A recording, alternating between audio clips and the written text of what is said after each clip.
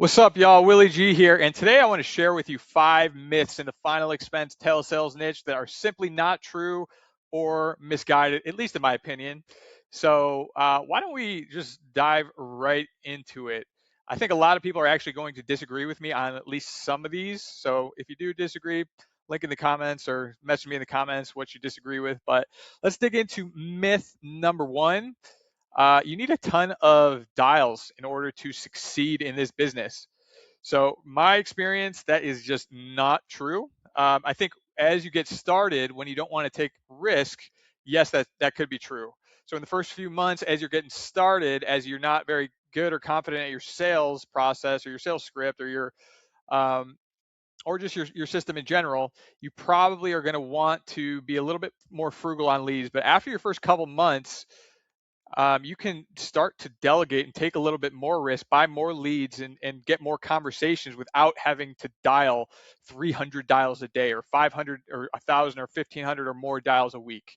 So I'm submitting over 50,000 a month in final expense premium. And last week, just I dialed less than 200 dials the entire week. So, I mean, at my point, I've built out a lot of systems or good systems where I've got an AI dialer who's dialing about 700, 750 dials a week for me. I've got a setter offshore in the Philippines who is also dialing roughly 300 dials a week. So that's over 1,000, but that's not me. I'm not doing those dials. So as you get better at your at sales and get more confident and you start making money, you can and should outsource dialing where they do live transfers, where they set appointments for you. I'm just doing hard follow-ups where people are either they missed an appointment or they're already engaged, they're a good lead. I'm just following up with them um, when they've already been engaged versus doing the outbound dialing. So myth number one, you should be doing $300 a day simply is not the case long term. You should want leverage. You should not want to burn out and dial yourself crazy, especially as an independent business owner, as you should be in this business. Myth number two. So myth number two is you need to be good at sales. That's also not true. This, in my experience, final expense telesales is a consultative type sale.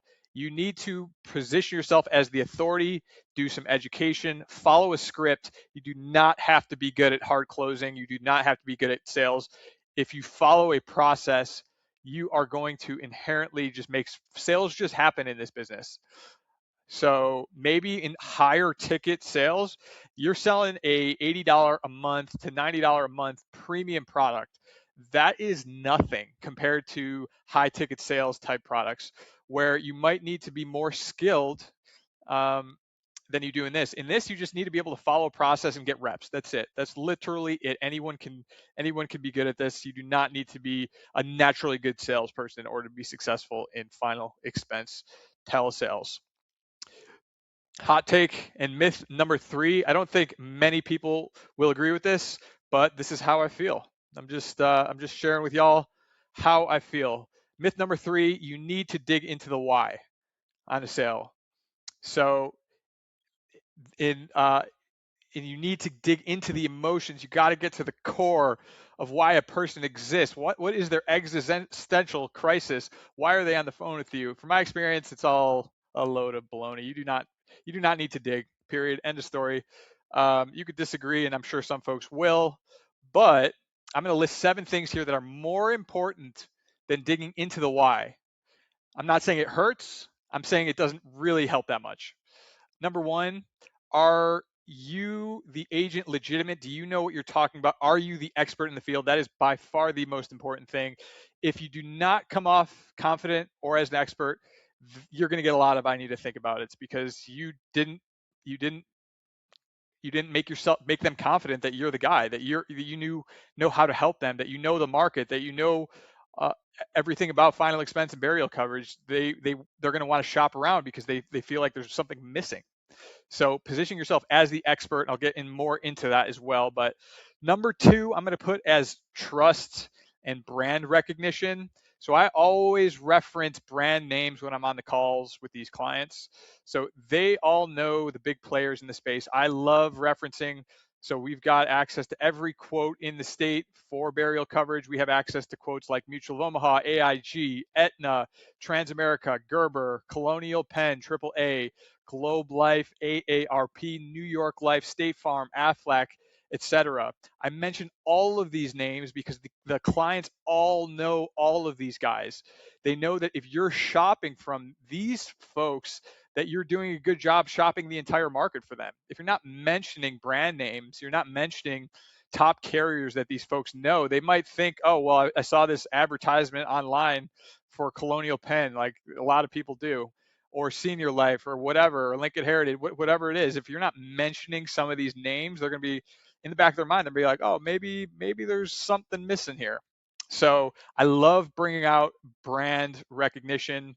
Number three, I want to talk their language and educate. Way more important than digging into the why. So talking their language, talking about discussing waiting periods, talking smack about some carriers. I mean, you don't have to do that. I like to do it. I always reference carriers like Colonial Penn. They talk about 995 coverage, but at the end of the day, it's less than $1,000 in coverage, and they always disguise a 2-year waiting period. So you're actually not fully covered from day one. Our clients are looking to be covered tomorrow. God forbid something were to happen to them. And then I also mentioned maybe some other tricks. So carriers like Globe Life or AARP.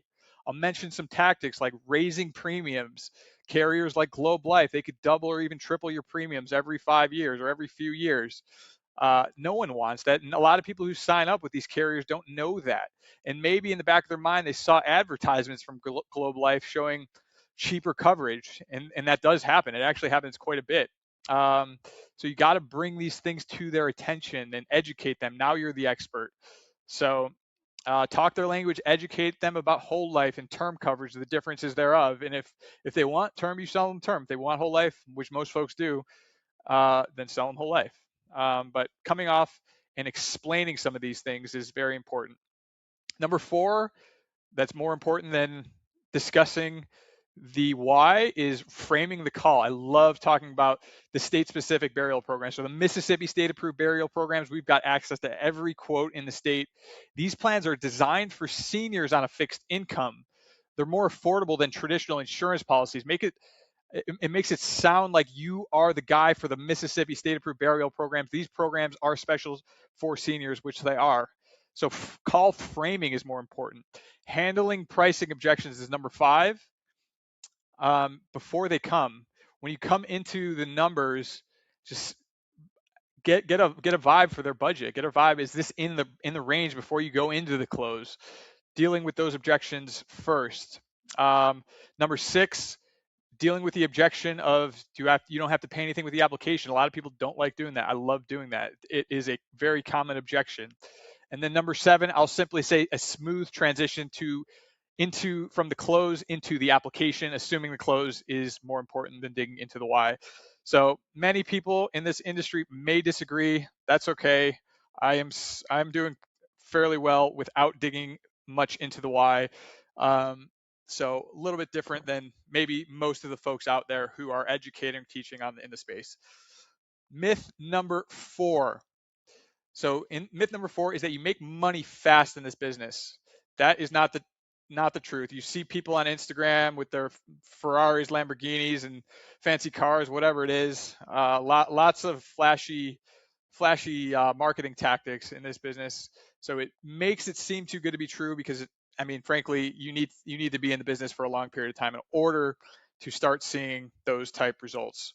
So the reality is, half of your income, half of your profit, or more potentially, is going to be at months 10, 11, and 12 and beyond. And you're not going to be cash rich in year one. It's just not going to happen. If you could stomach through year one, you're going to be in a much better position in year two, cash flow wise. But if your expectations are out of whack, it's not going to end well for you.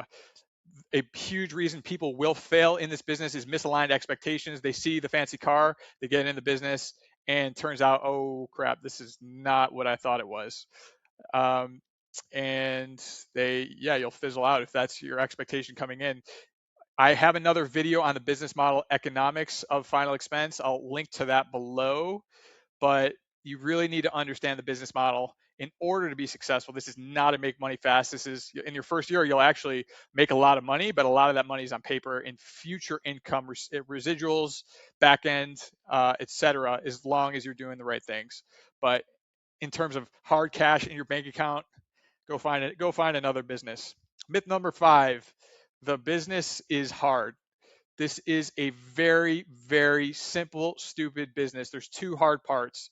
It has nothing to do with the business. The sales process is not hard. Talking to clients is not hard.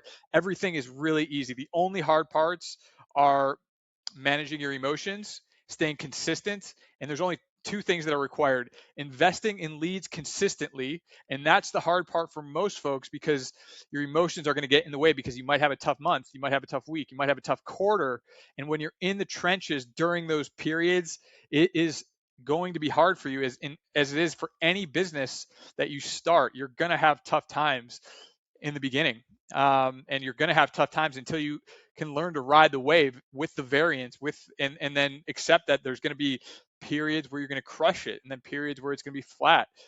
Over the long run, though, if you're willing to accept that inputs equal outputs and believe in the law of large numbers in this business, because it's literally impossible to fail as long as you stay in the game long enough, then keep that mindset, think long term, and you will succeed. So um, the reps are the most important thing. Getting reps in, getting confidence, that takes a little bit of time. Investing consistently and putting in the work. Those are the two things you got to do. Invest consistently. Do not let your emotions tell you to stop investing, and then just put in the work. Get your reps in. Reps. Do more. Do more. Do more. Do more. That's all you got to do.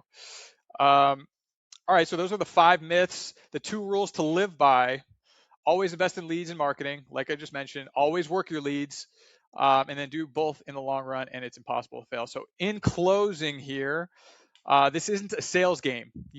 It comes off as a sales game, and there is technically a sales process, but it's a patience plus capital game, and managing your emotions are the hard parts, not the sales.